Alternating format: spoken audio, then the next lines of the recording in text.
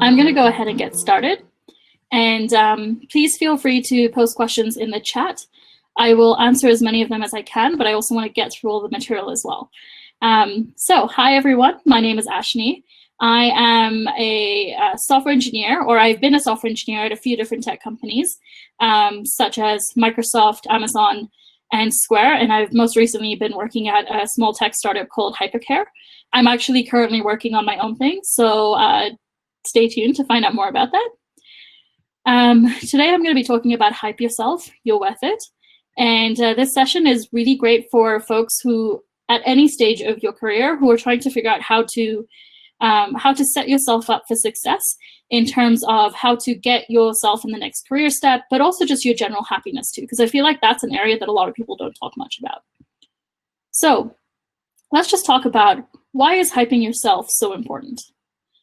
At some point in time in your career, you will have had to prove your value, whether it's to get a new job, a promotion, or simply just getting recognition for work that you've done in the past. It can be really hard to talk about your own accomplishments without either underselling yourself or feeling like you're boasting.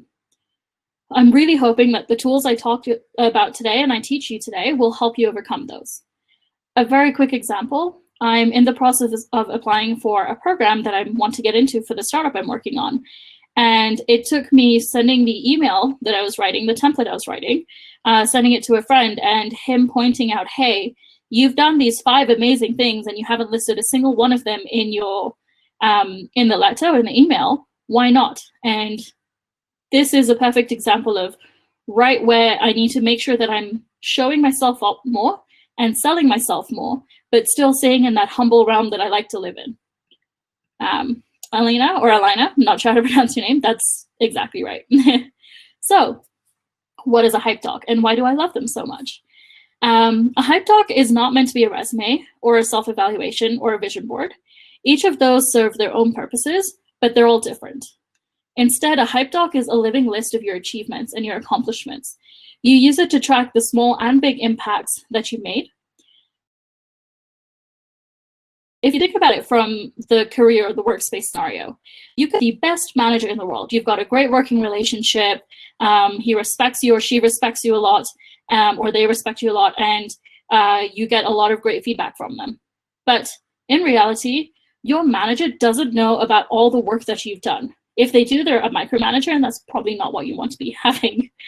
And what's more, they don't know what work you're really proud of either. Having a hype doc gives your manager a really quick and easy way to understand those things that you've worked on and are proud of without having to follow every single thing you do every day. It also makes your life easier when you have to write a self-evaluation, or if you need to write an email, like I mentioned earlier. So what should I add on my hype doc, you may be thinking? The general idea with your hype doc is, if you're proud of some of the work you've done, add it in. One of the best examples that I've heard so far is when one of my fellow engineers code change to their hype doc. They're a senior software engineer. A 3-line code change should be negligent at this point. But the reason they added it in is because of the story behind it. This 3-line code change came from this engineer going on site, visiting one of the customers we had, understanding a problem the customer was facing, and realizing a really quick, easy solution that would help this customer have a much better experience with our product. Before the end of the day, he'd implemented the 3 lines of code, pushed it out, and the next day he got an email from the customer saying, why didn't you tell me you were shipping this feature? So I look at items in my hype docs in 4 big groups. I think about it in terms of projects that I've worked on. So these are, as a software engineer, these are things that I've coded, design documents I've written, and especially features that I've managed to ship. The second group is the cross-team collaboration. So these are pull requests that I've worked on, or design documents that I've reviewed for someone else on my team, as well as discussions that I've been part of, whether this is within my nuclear team or across teams, like maybe I have to talk to the legal department for a project or work with the marketing team.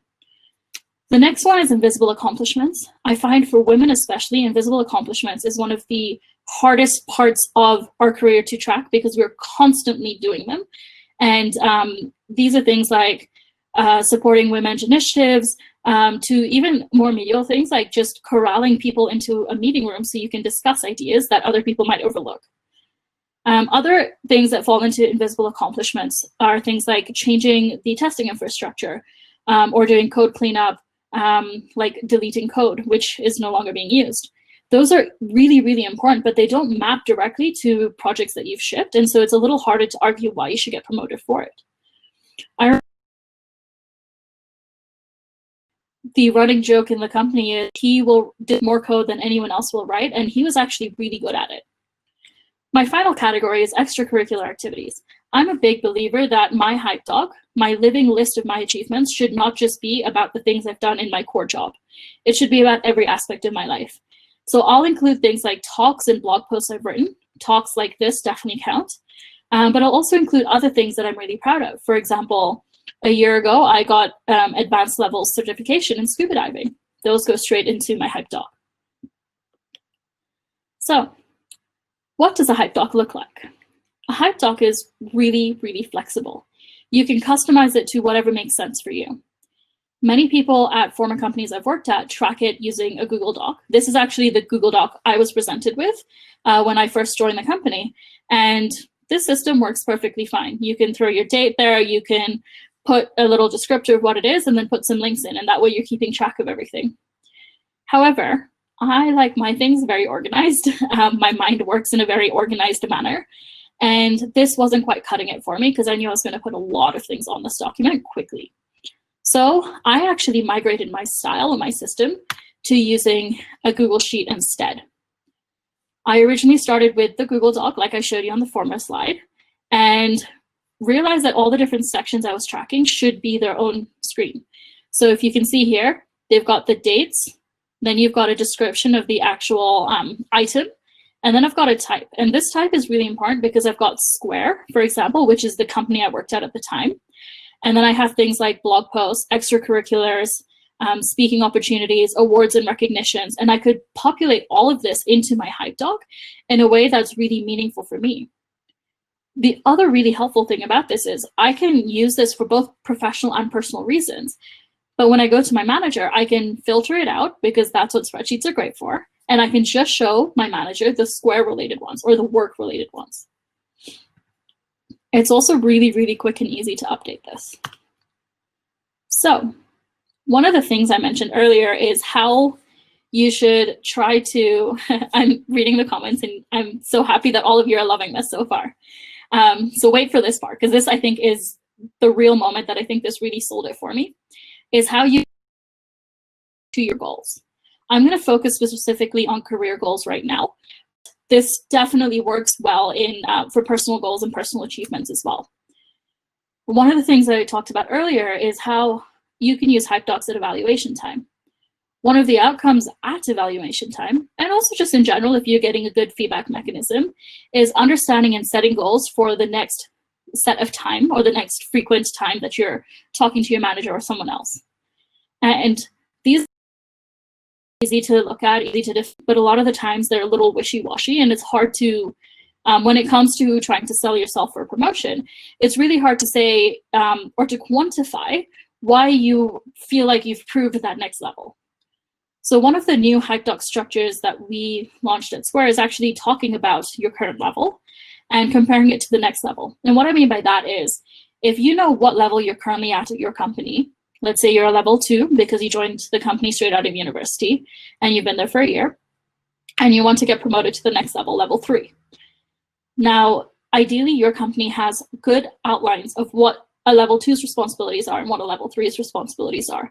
You can go ahead and take those, identify the different areas, especially the new areas in level 3, and make those categories that you're tracking within your hype doc. Then when it comes to review time or it comes to promotion time, you can literally go to your manager and say, hey, I deserve this promotion. This is why. I have proven over the last 6 months, I've been able to own and ship 7 major projects and 7 major topics. I've also owned the discussion in these areas. I have completely dominated or completely revitalized or revamped the on-call experience, and now it's a lot more efficient and a lot more effective, whatever your case is.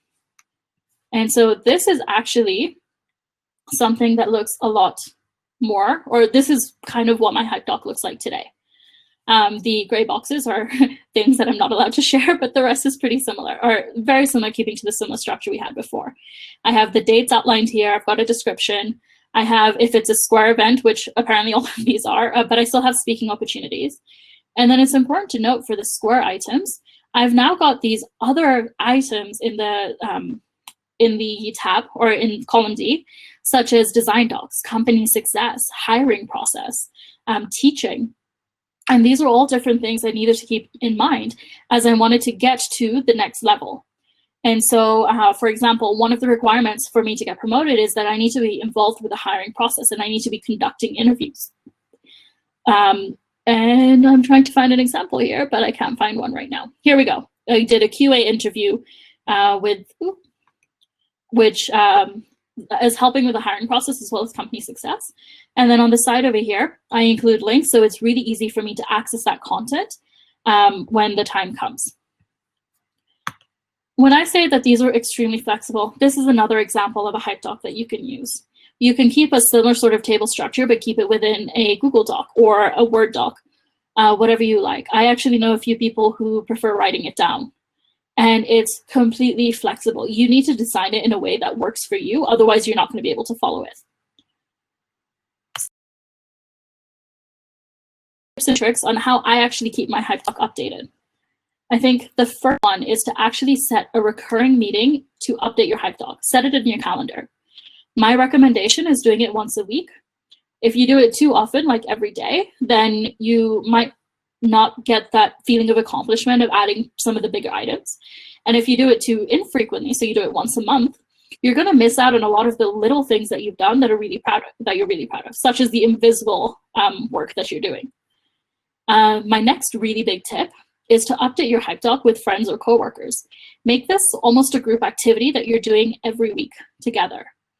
I find that it's the best way to keep yourself accountable. And then it also helps you share your successes and identify other things that people are tracking as well.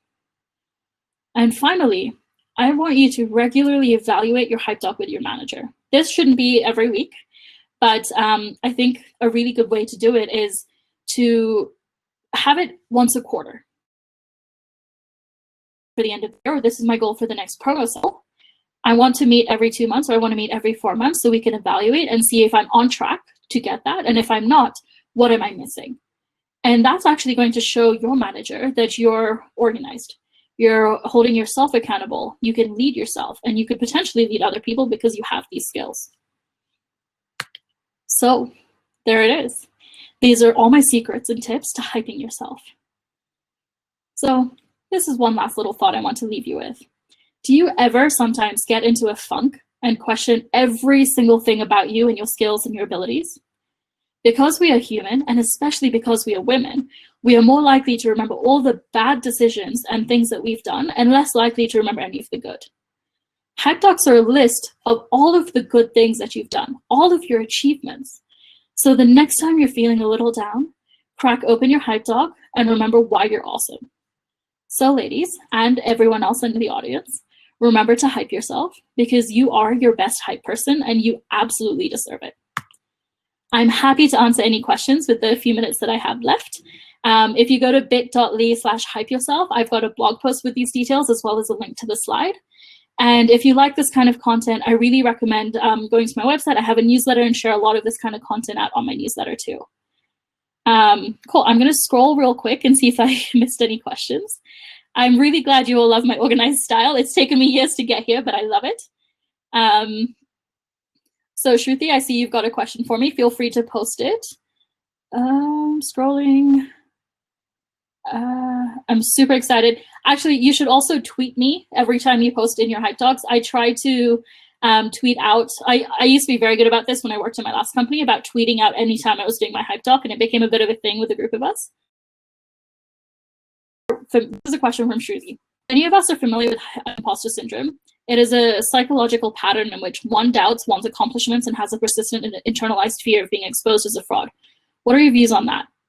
I'm just going to finish the whole question. Men are often resentful of the special opportunities that women are getting and can sometimes make the woman feel insecure if she makes use of that opportunity.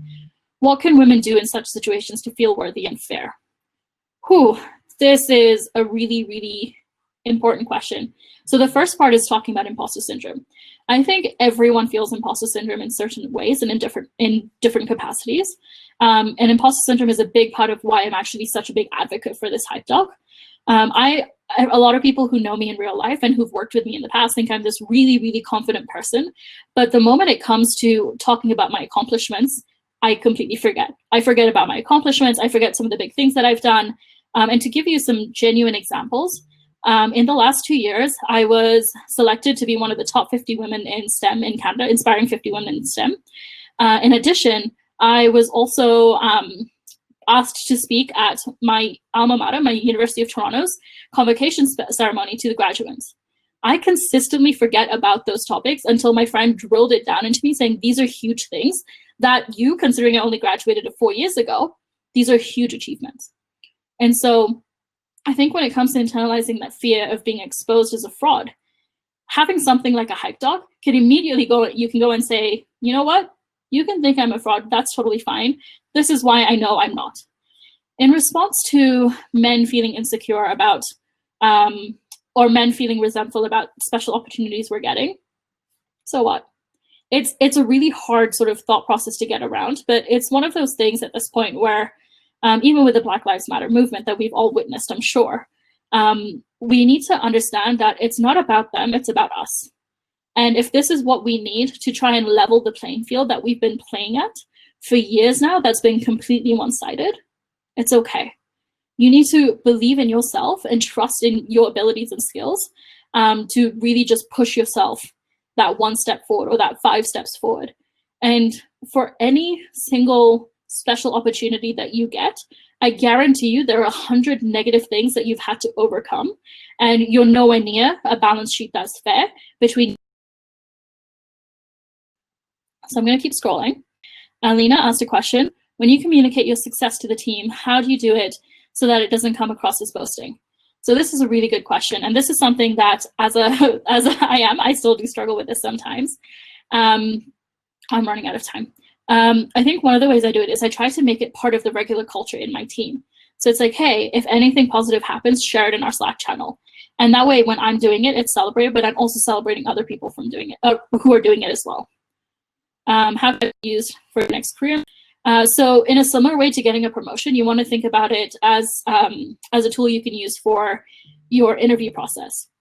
When you're negotiating your salaries, you can say, look, you've interviewed me on these skills, but I bring all these additional things that I believe make me deserve an extra $10,000 or whatever it is that you're looking for. If one is in the industry for years and the hype doc has gone really long, do you think it's a good idea to purge the really old ones? So that's actually a really good question. My hype doc is crazy long at this point. What I've tried to start doing with it is sectioning it off into years. And I think by having like a tab for each year and things like that, you can find work that's relevant. All right. Thank you all so much. Feel free to connect with me. That was a lot of talking. Feel free to connect with me. I am active on Twitter. You can also find me on LinkedIn and my website as well. And thank you all for coming. I will stay on for another couple of minutes if there's any last questions, but I'm sure there are other sessions you want to attend as well. So Alina asked a question around being the only woman on the team. Are you confident and keep hyping with the team? To everyone else saying thank you, you're absolutely welcome. Thank you all for coming out and spending time listening to me. So to answer your question, Alina, it's tough. And I think one of the things you need to try to do is create relationships with your team and understand that your team's interests are most likely going to be different to your own interests. And so you want to find that common ground. Another thing you can try and do, like if it's not a common ground you can find in terms of interest, like watching movies, you could do something that I really enjoy doing, which is pair programming and saying, hey, I'd love to learn from you. Could we sit together for an hour and talk about this thing or this process so that I can learn from you? And it's actually a really educational experience. And I would recommend doing it with folks who are more senior as well as less senior to you. All right. Thank you all so much for coming. I have a blast every time I give this talk because it's just such a positive one and seeing everyone's reactions. So I'm really, really glad you all joined in today.